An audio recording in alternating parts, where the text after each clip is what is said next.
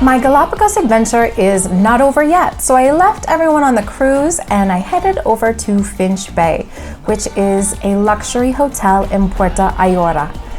Let me tell you, I am so looking forward to relaxing, eating, and exploring the island.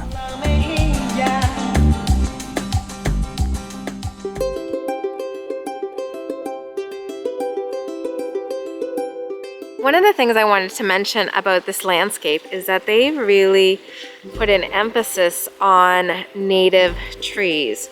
And that makes a huge difference because water is an issue here. And native trees to Ecuador use less water. And so the landscaping here is very purposeful. And it's beautiful. You don't have landscapes like this anywhere else. The other thing is they do have their own water treatment system.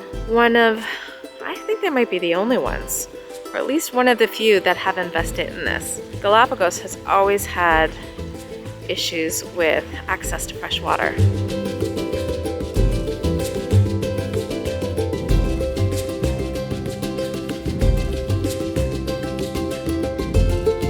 Finch Bay has so many gorgeous photos on its website, but I'm going to share with you what it looks like with video.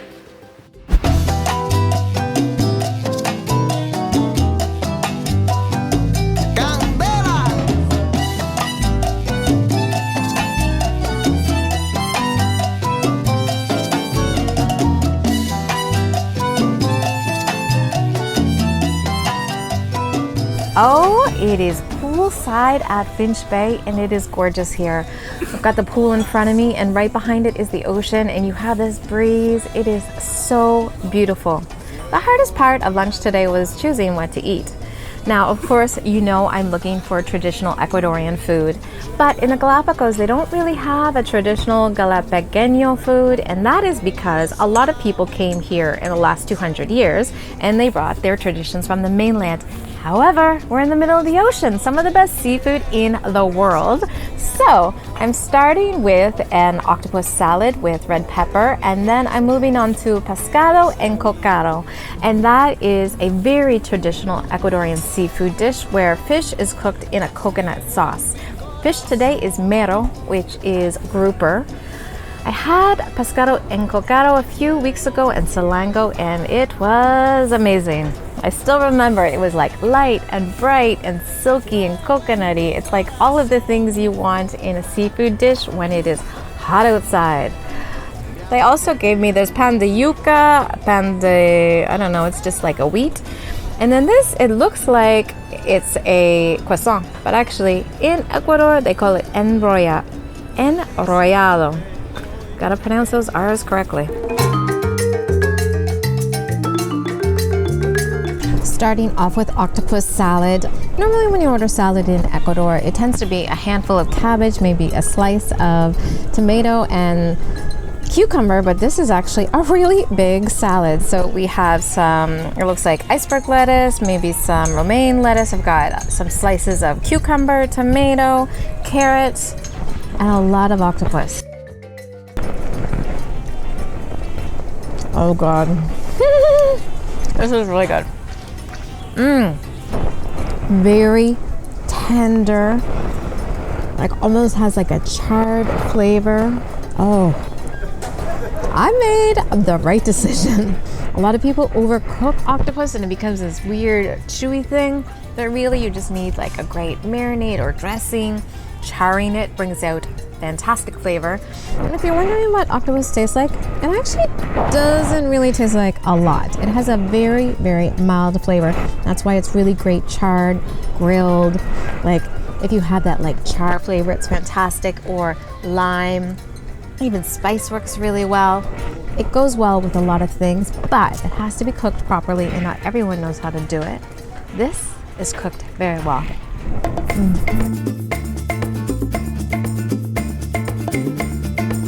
When Christian brought out this pescado encocado, I knew it was gonna taste good. I haven't tried it yet, but let me tell you, it is so bright and colorful. The sauce looks so smooth. Oh my God, I'm so excited. Okay, so we've got mero, which is grouper. in encocado, which is a coconut sauce. There's some tomatoes on top. Oh, and there's a bird here that is trying to eat my bowl of rice. Now, I'm not going to eat this rice, but you are not supposed to feed the animals, so I'm just going to put it off to the side. However, I am going to eat this patacones. So when you get encocado on the coast, of course, there are patacones, rice, because you have to have two starches. I eat the patacones. All right, let's try this fish. It looks cooked perfectly. It just falls apart. I'm gonna get some sauce on this. Look at that fish. It is cooked perfectly. It smells good. Oh my God, it smells like there's bacon in here. There's something smoky.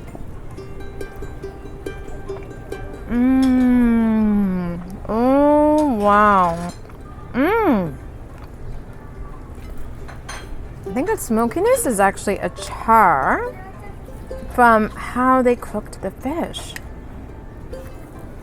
The fish, yeah, was cooked. The fish was grilled. It has this like smoky char flavor to it. Oh my God, it's so good. This is by far the best cooked fish I've had in Ecuador. The encocado sauce itself is like very thin, not too thick. It's not like a thick, creamy sauce. Oh, there's stuff in it? I don't know. It's very rich but light. So there's definitely lime balancing it. The food here is really, really good. People here know how to cook seafood. It's fantastic.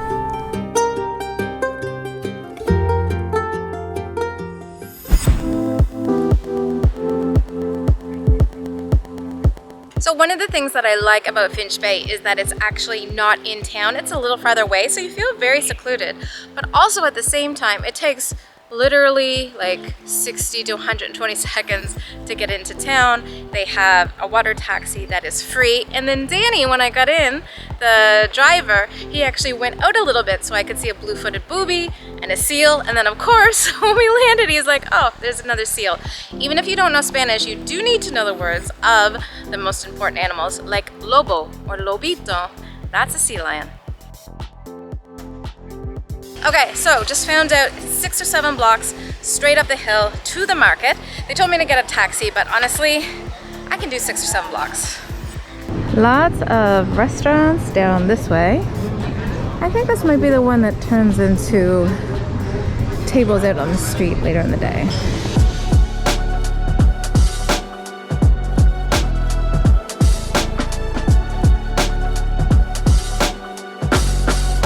I think this is the bus station right here, which means there's always food around that. Is the municipal market. Oh my God, I used to come here. I think on the other side, this is where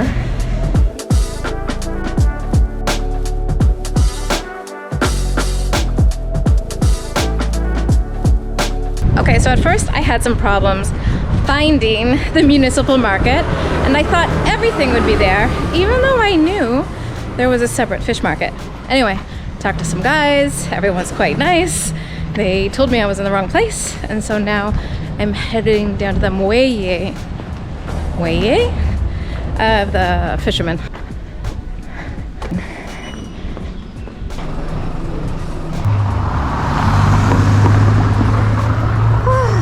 Okay. Muelle de los pescadores está aquí. Muelle de los pescadores.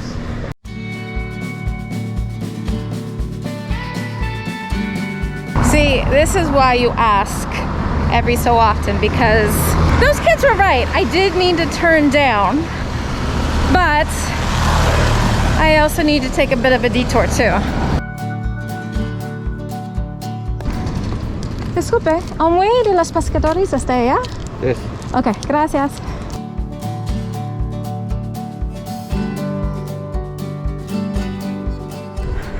These actually look really nice. Gala Hotel. I think when you first visit a place, you want to stay really central, and then you realize you could go out 2 or 3 blocks and save a lot of money.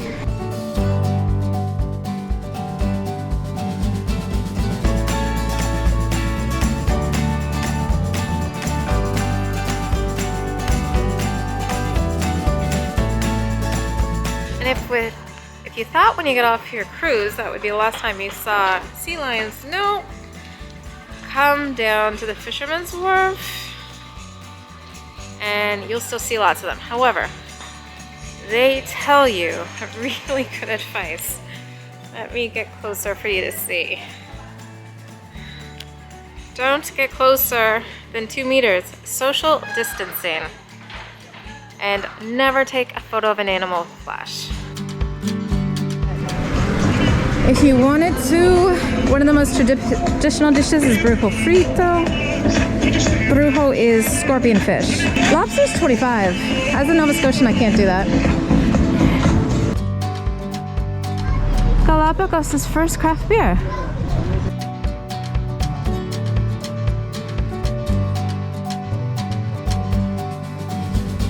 I think a lot of people are surprised when they come to Puerto Ayora. It is the largest town in the Galapagos and really is a town, a large town. There are 7 high schools here. There are tons of amenities, grocery stores, cafes, breweries, hotels, lots of things for tourists, but also this is where a lot of locals live. And so it's really a place where, well, last time I stayed here 5 weeks. I don't know what I did. I didn't even go on any other tours. I just hung around town. It was fantastic.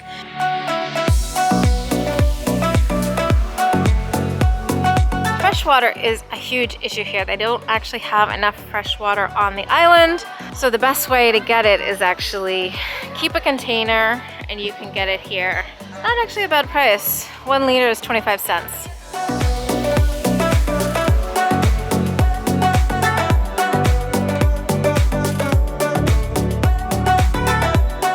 And that's brujo, the scorpion fish.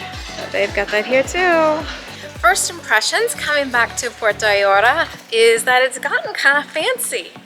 There's some really nice places here. Of course, it's been 8 years, so I didn't expect it to look exactly the same, but it's actually looking pretty good. It's not looking overdeveloped. I was actually worried at one point that there was going to be too much development. When I was here, there was so much building going on, and it's an island. It's so hard to get things out here. I didn't know if they were building too quickly and they wouldn't be able to sustain it. But, oh wow, there's a Golden Prague pub here too, which you can go to in Cuenca. It's a good reason to stay here for a couple days for sure. There's lots to do if you stay in town, or you can also do day trips onto other islands.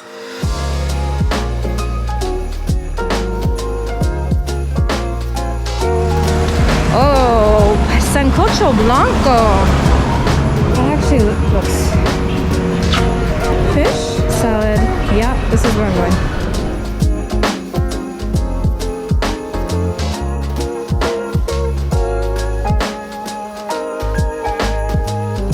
Alright, so I already knew this, but tough lesson to learn if you want to go to see the fishermen. You definitely need to go early in the day. They open at 7 o'clock. So I will remember that, and I'm going to try to come tomorrow. Around here, there are a number of places to eat. I think $20 for seafood is reasonable here. Although, it's reasonable here if you're from away. The $20 lunch will probably be $35-40 where you're from. Not where I'm from, and also not what I'm used to in Ecuador. So instead, I came looking for an almuerzo, and I found it. I'm at Mi Tierra, and they have an almuerzo here for $5, which I think is very reasonable. Generally on the mainland, you'll find one for $3, or in a really touristy area, $4. So we're starting off with sancocho blanco. Sancocho is a soup that you'll find in a lot of Latin American countries. You'll find it in Colombia, in Cuba, and like pretty much everywhere. Even if they don't call it sancocho, it is basically a broth-based soup that is simmered, usually with some meat or chicken bones. Sometimes you'll actually get a whole piece of chicken in it. This is just chicken bone for flavoring. And then I believe that this is green plantain. One of the keys to knowing you're gonna get sancocho is they've got this. There's always like a piece of corn in it. I love corn. I love corn in Ecuador. However, I don't know how to eat this. I guess you have to take it out. Anyway, I usually don't get to it. So that's the starter. And then for the mains, you could either get a lasagna with meat, or you could get a fried fish. And I asked what kind it was, and it was albacore tuna. Albacore tuna lunch for $5 is a bargain.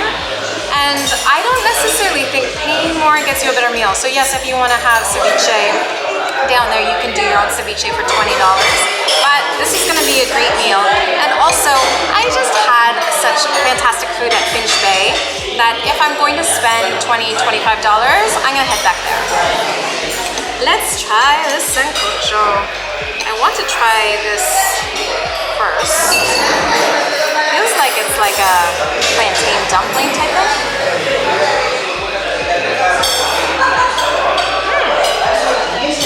Yeah, I would call it like a mashed plantain dumpling.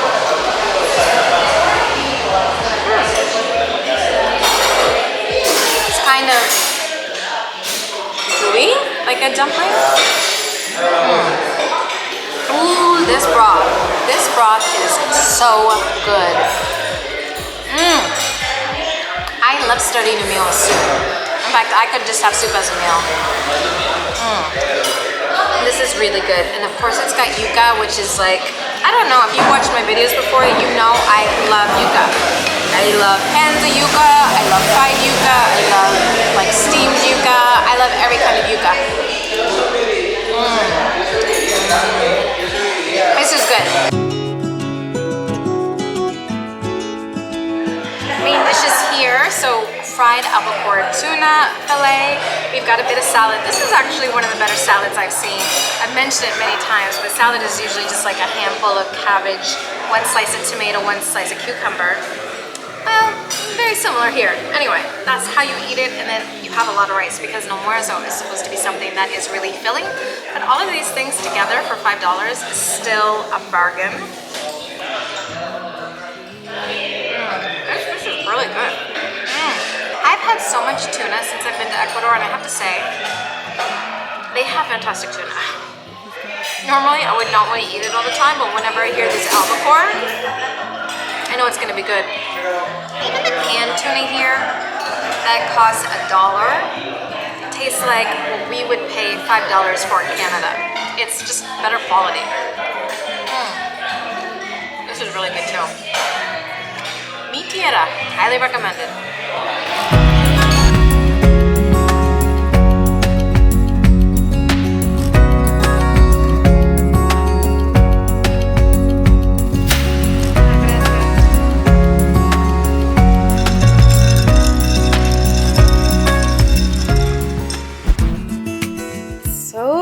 Pretty at night. Oh, you can't quite see me. However, you can have dinner inside or outside. I'm having dinner inside because although this candlelight looks gorgeous, you won't be able to see my food. This food is good. And so I'm going to show you what it looks like.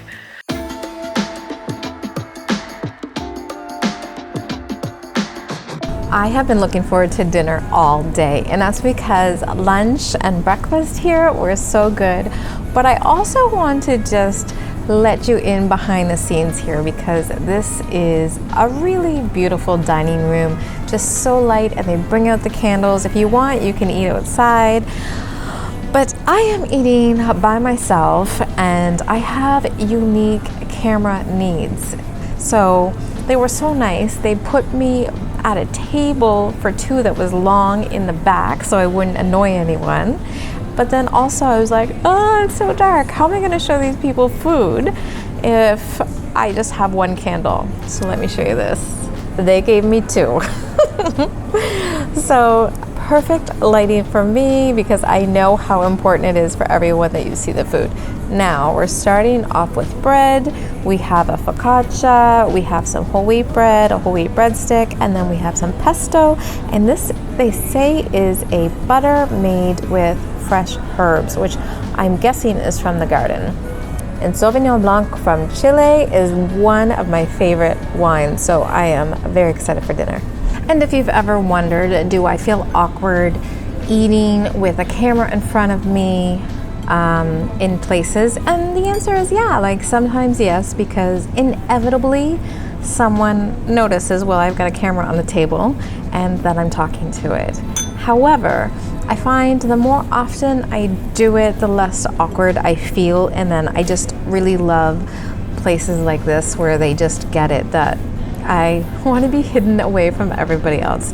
I also don't want to ruin people's like romantic dinners here. I'm gonna try some of the focaccia with the basil. Oh god. You know, basil is such a classic. Like basil pesto. I made so much of it this summer. I love it. I never get tired of it. So fresh. The bread here is amazing. I watched a YouTube video today where someone said bread in Ecuador was terrible. They are eating bread in the wrong places. Real good. It was really hard to choose a starter. There were so many great things. I really wanted the tuna tartare, but I had tuna for lunch. So instead I decided I needed some vegetables. I got the chacrita salad. Now this actually, most of it comes from their garden. We've got cucumber and carrot and tomato and radish and lots of good vegetables. It's in I think a mustard citrus sauce. Oh, it's really good. It's like a very light, but yes, like a bit mustardy, but not too much. And just like a really nice salad to start the meal. It's hard to get a good salad in Ecuador.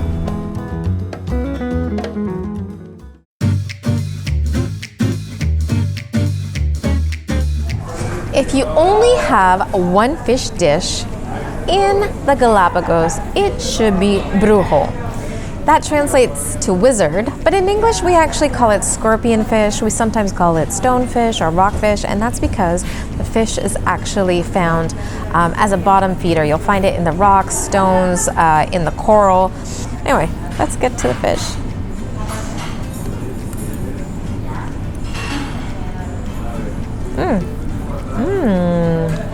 This is in a sauce that is like tomato and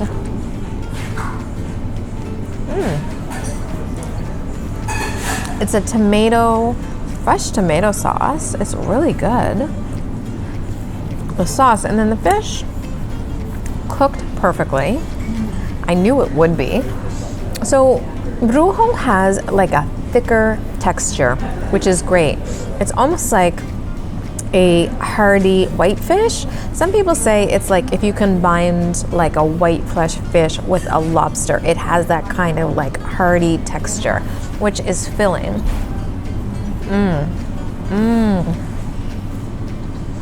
They cook fish perfectly here. I'm gonna use my hands. On the outside, look how well that is cooked. It has like a crust, but here it is just like so tender.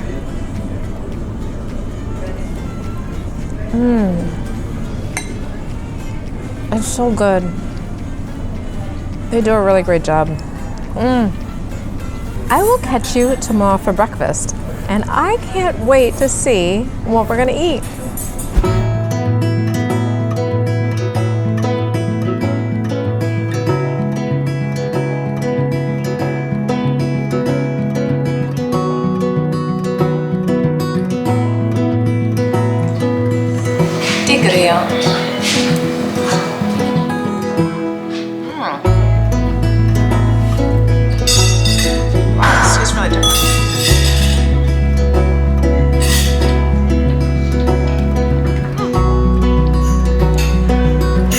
Bacon in it, and I think money.